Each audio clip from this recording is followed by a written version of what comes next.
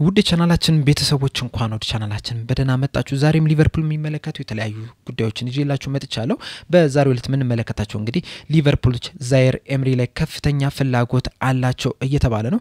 በተጨማሪም ደግሞ ፍሬዲሪኮ ኬዛ በሊቨርፑል ደስተኛ ነው ብለውናል የፍሬዲሪኮ ኬዛ አባት። ይህንንም የምንመለከት ይሆናል። እንደዚሁም ደግሞ ዳን ሁጅሰንም የውል ማፍረሻው ታውቋል። በተጨማሪም ዲቮክ ኦሪጊን የሚመለከትም ጉዳይ ይዘንላችሁ መተናል። ትናንትናም የተደረጉ ጨዋታዎች አሉ። እነዚህን ለምንመለከትበት ፕሮግራም ይሆናል። እስከ መጨረሻው ደቂቃ ድረስ አብራችሁኝ እንድትቆዩ በአክብሮት ጋብዝ። ሰብስክራይብ፣ ላይክ፣ ሼር እያደረጋችሁ ቻናሉ ቤተሰብ እንድትሆኑ እንደዚሁም ደግሞ ደውላን በመጫን ሁሉ ጊዜ ሊቨርፑል የሚመለከቱ የተለያዩ ዜናዎችን ዘገባዎችን ይስመጣ ወደ እናንተ ቶሎ እንዲደርስ ማድረግ ትችላላችሁ ማለት ነው። አሁን በቀጥታ እንግዲህ ወደ ያስቆላችሁ ጉዳዮች እገባለሁ። በመጀመሪያ የምንመለከተው እንግዲህ ትናንት የተደረጉ ጨዋታዎችን ይሆናል። በትናንትናው ዕለት እንግዲህ የተለያዩ ጨዋታዎች ተደርገዋል። ለዩኤፋ ኔሽንስ ሊግ ለማለፍ የተደረጉ ጨዋታዎች አሉ። እንደዚሁም ደግሞ ወደ ግማሽ ፍጻሜ ለማለፍ የተደረጉ ጨዋታዎች አሉ። በመጀመሪያ የምንመለከተው እንግዲህ የዩኤፋ ኔሽንስ ሊግ ጨዋታዎችን ሲሆን ሃንጋሪ ከቱርክ ጋር ያደረገችው ጨዋታ 3-0 ተሸንፋለች። በአጠቃላይ 6-1 በሆነ ውጤት ተሸንፋለች። እዚህም ጨዋታ ላይ እንግዲህ ሳቡዝ ላይ መጫወት ችሎ ነበር 90 ደቂቃውንም፣ ነገር ግን ከሽንፈት አልታደጋትም። ሌላኛው ጨዋታ ደግሞ ስኮትላንድን ከግሪክ ያገናኘ ጨዋታ ነበር። በመጀመሪያው ዙር ጨዋታ እንግዲህ ስኮትላንዶች 1-0 በሆነ ውጤት ማሸነፍ ችለው ነበር። ነገር ግን በመልሱ ጨዋታ እንግዲህ ግሪኮች 3-0 በሆነ ውጤት ማሸነፍ ችለዋል።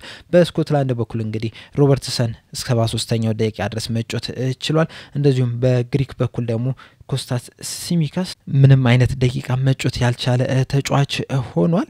ሌላኛው ደግሞ ወደ ግማሽ ፍጻሜ ለማለፍ የተደረጉ ጨዋታዎች ናቸው። ፖርቹጋል ዴንማርክን 5-2 በሆነ ውጤት ማሸነፍ ችላለች። በመጀመሪያው ዙር ጨዋታ እንግዲህ ዴንማርኮች 1-0 በሆነ ውጤት ማሸነፍ ችለው ነበር። የመልሱን ጨዋታ እንግዲህ ፖርቹጋሎች 5-2 በሆነ ውጤት በማሸነፍ በአጠቃላይ 5-3 ማሸነፍ ችሏል።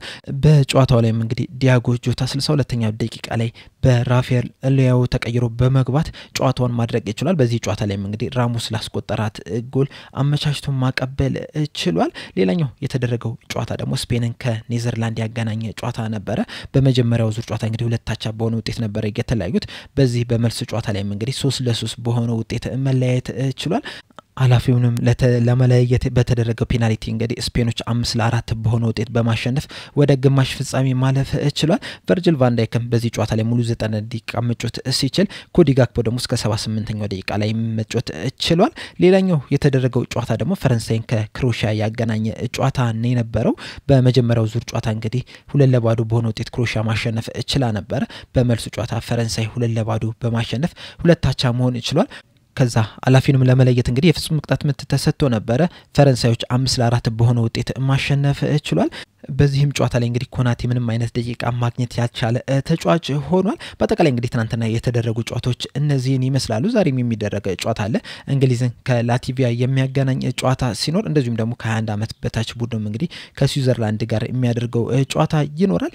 ሌላኛው የምንመለከተው ጉዳይ ደግሞ ዲቮክ ኦሪጊን የሚመለከት ጉዳይ ነው። ዲቮክ ኦሪጊን እንግዲህ እንደሚታወቀው በሊቨርፑል ቤት ድንቅ የሚባልን ጊዜን ማሳለፍ ችሏል።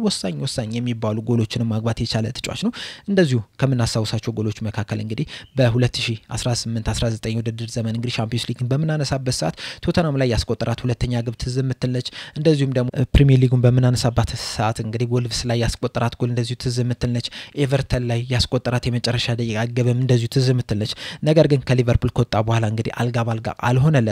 ኤሲ ሚላን ከሄደ በኋላ እንግዲህ ብዙ የመጫወቻ እድሎችን እያገኘ ያልሆነ ተጫዋች ሆኗል። እንደዚሁም ወደ ፎረስትም ተመልሶ እንግዲህ በውሰት እዛም መቆየቱ አይዘነጋም። አሁን ላይ እንግዲህ በወጡት ዘገባዎች መሰረት እንግዲህ ዲቮክ ኦሪጊ ከኤሲ ሚላን አልወጣም ብሏል ነው እየተባለ ያለው። ካልቹ መርካቶ እንዳወጣው ዘገባ ከሆነ እንግዲህ ኤሲ ሚላኖች እሱን በውሰትም ይሁን በመሸጥም ለማስወጣት ሞክረው ነበር። እንደዚሁም ደግሞ ካሁኑ የሚከፈለውን ከፍለው ኮንትራቱንም ለመሰረዝ ሞክረው ነበር።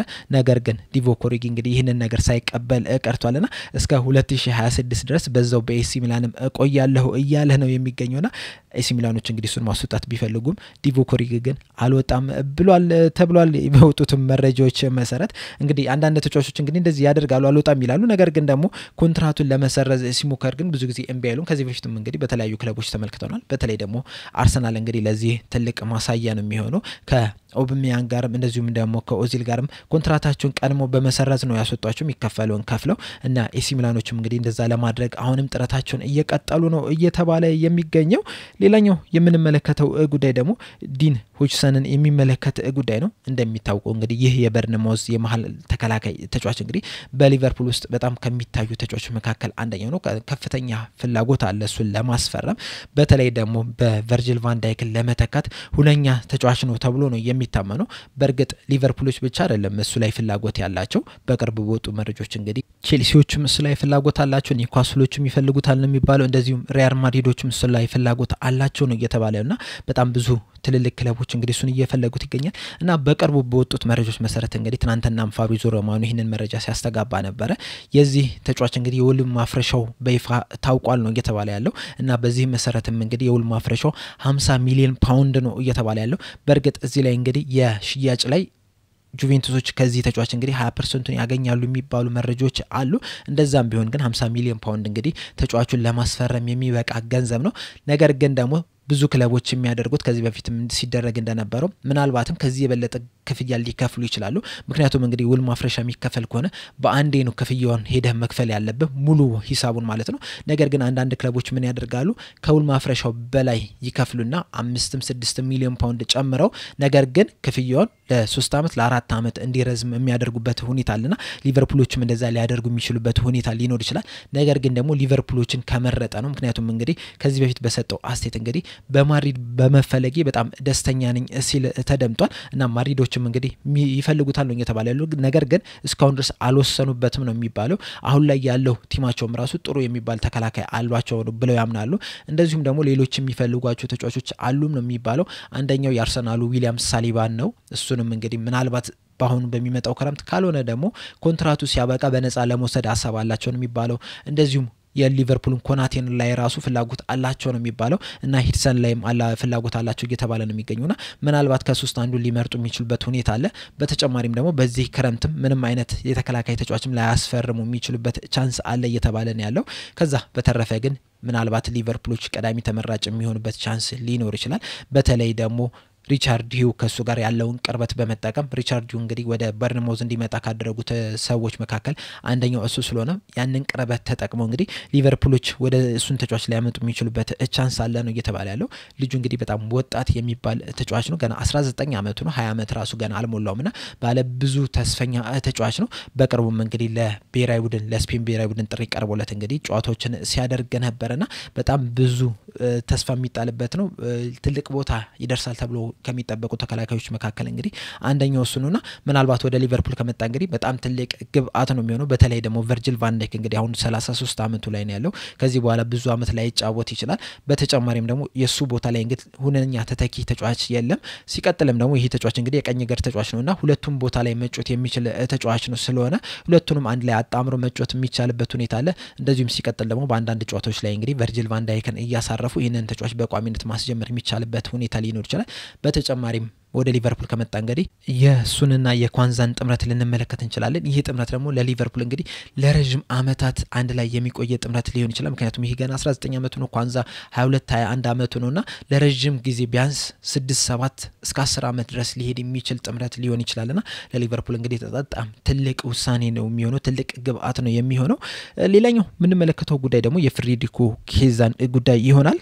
ባለፈው ክረምት እንግዲህ ሊቨርፑሎች ወደ አንፊልድ ያመጡት ብቸኛ ተጫዋች ፍሬዲሪኮ ኬዛ ነው። ከዛ ከመጣ በኋላ እንግዲህ በጉዳትም በተለያዩ ምክንያቶችም እንግዲህ ብዙ የመጫወቻ እድል ያላገኘ ተጫዋች ነው። በርግጥ ባለፈው በካራባኦ ካፕ ጨዋታ እንግዲህ ተቀይሮ በመግባት አንድ ጎል ማስቆጠር ችሏል። ነገር ግን አብዛኛውን የውድድር ዘመኑን እንግዲህ በቤንች ላይ ነው ያሳለፈውና ይህንን ተመልክቶ እንግዲህ የተለያዩ ከጣሊያን የሚወጡ ዘገባዎች እንግዲህ ምናልባትም በክረምቱ የዝውውር መስኮት በሚመጣው የክረምት ዝውውር መስኮት ከሊቨርፑል ሊወጣ ይችላል እየተባለ ነበረ።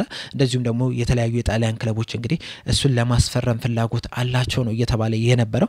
ነገር ግን በቅርቡ እንግዲህ አባቱ በሰጠው አስቴት ምንድነው ያለው? ልጄ ፍሬዲሪኮ ኬዛ በሊቨርፑል በጣም ደስተኛ ነው።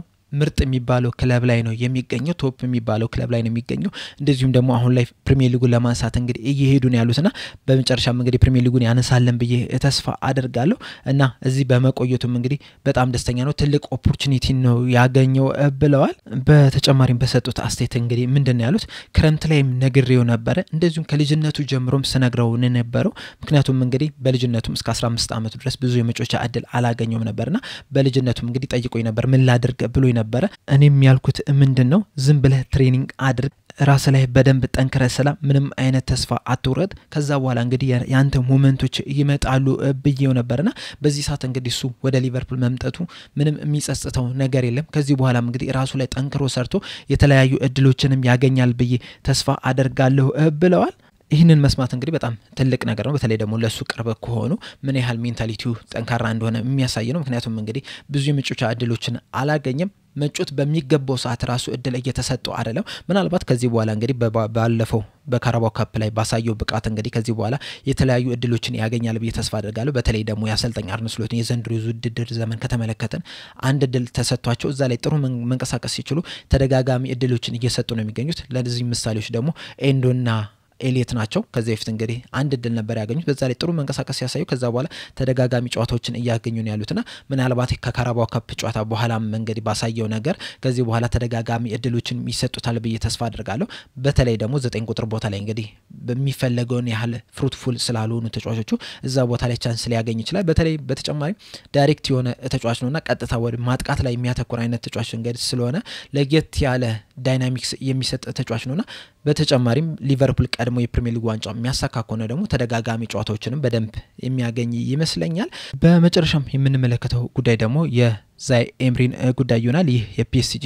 ተጫዋች የሆነው እንግዲህ በሊቨርፑል እይታ ውስጥ ገብቷልና ሊቨርፑሎች እንግዲህ እሱን ለማስፈረም በጣም ከፍተኛ ፍላጎት አላቸው ነው እየተባለ ያለው አንፊልዶች እንደዘገበው ከሆነ እንግዲህ ሊቨርፑሎች እሱን ለማስፈረም እንግዲህ መከፈል የሚገባውን ሁሉ ለመክፈል ዝግጁ ናቸው ብሏል ይህ ተጫዋች እንግዲህ መሃል ላይ የሚጫወት ተጫዋች ነው ለፒኤስጂ ባደረጋቸው ጨዋታዎች እንግዲህ ድንቅ የሚባል እንቅስቃሴን እያደረገ ነው የሚገኘው ከሊቨርፑል ጋር በተደረገው ሻምፒዮንስ ሊግ ጨዋታ እንግዲህ ተቀይሮ ገብቶ ጥሩ የሚባል እንቅስቃሴን ማድረግ የቻለ ተጫዋች ነው ገና ወጣት ተጫዋች እንደመሆኑ መጠን እንግዲህ ለሊቨርፑል ትልቅ ግብአት መስጠት የሚችል ተጫዋች ነው አሁን እንግዲህ እድሜው ገና 19 አመቱ ነው ማርች 8 2006 ዓመተ ምህረት ነበር የተወለደውና እንደዛም ሆኖ ግን ለፒኤስጂ ዘንድሮ እንግዲህ ጥሩ የሚባል እንቅስቃሴን እያደረገ ነው የሚገኘው በሊጓን ብቻ ዘንድሮ 21 ጨዋታዎችን ማድረግ ይችላል አንድ ጎልና አንድ አሲስት ማድረግ ይችላል በተጨማሪም ደግሞ እንደ ዲፌንሲቭ ሚድፊልደር እንደዚሁም ደግሞ ሴንትራል ሚድፊልደር ሆኖ መጫወት የሚችል ተጫዋች ነው ስለዚህም እንግዲህ ለግራቨንበርችም እንደዚሁም ደግሞ ለማካሊስተርም ከቨር መስጠት የሚችል ተጫዋች ስለሆነ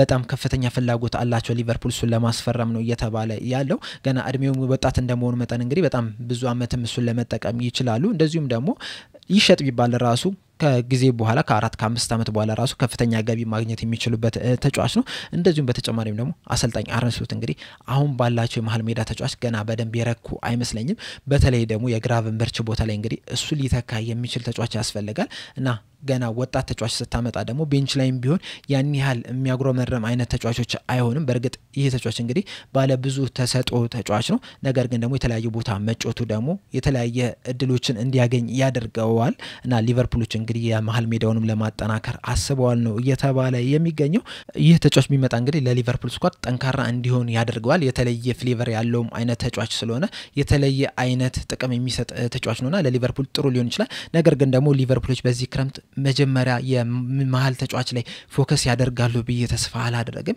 የመጀመሪያው ትኩረታቸው እንግዲህ የግራ መስመር ተከላካይ ነው ከዛ በኋላ ደግሞ ማን ተጫዋች ይወጣል የሚለው ላይ ትኩረት የሚያደርጉ ይመስለኛል በተጨማሪም ደግሞ 9 ቁጥር ቦታ ላይ እንዳለ ሆኖ ማለት ነውና የሚሸጡ ተጫዋቾች ታይቶ ከዛ በኋላ ቅድሚያ የሚሰጣቸው ሌላ ቦታዎች ሊኖሩ ይችላሉ ብዬ ነው የማስበው ነገር ግን ደግሞ መሃል ሜዳ ላይ እንግዲህ የግራቨንበርች ቦታ ላይ እንግዲህ ትክክለኛ ተተኪ እንደሚያስፈልገን እንግዲህ በዚህ የውድድር ዘመን የተመለከተው ነገር ነውና ምናልባትም እንግዲህ ይሄን ተጫዋች አምጥተው ያንን ቦታ ከቨር ሊያደርጉ የሚችሉበት ሁኔታ አለ ከዛ በኋላ እንግዲህ መሃል ሜዳ ተጫዋች ላይ ምንም አይነት ትኩረት የሚያስፈልገው አይመስለኝም አንድ ቦታ ነው መሻሻል ካለበት ያም ደግሞ የግራቨንበርች ቦታ ላይ ተተኪ ማምጣት ነው ሌላ ቦታዎች ግን አሉ በጣም ብዙ መሻሻል ያለባቸው እዛ ላይ ቅድሚያ ሊሰጡ ይችላሉ ይችላሉ ብዬ ነው ማስበው ሊቨርፑሎች በአጠቃላይ ዘንድሮ እንግዲህ ሊቨርፑሎች በዚህ የዝውውር መስኮት ላይ በጣም ብዙ ከፍተኛ ተሳትፎ ሊያደርጉ የሚችሉበት ሁኔታዎች አሉ ምክንያቱም መስቀልቅል ያሉ ነገሮች ያሉ ነው የሚመስሉት በሊቨርፑል ስታፍ ውስጥ ወይም ደግሞ በሊቨርፑል ቲም ውስጥ እንዳጠቃላይ በኮንትራት ዙሪያ ማለት ነው ያንን እንግዲህ በቀጣይ ፕሮግራም ይዤላችሁ የሚመጣ ይሆናል ብዙ የሚያነጋግሩ ነገሮች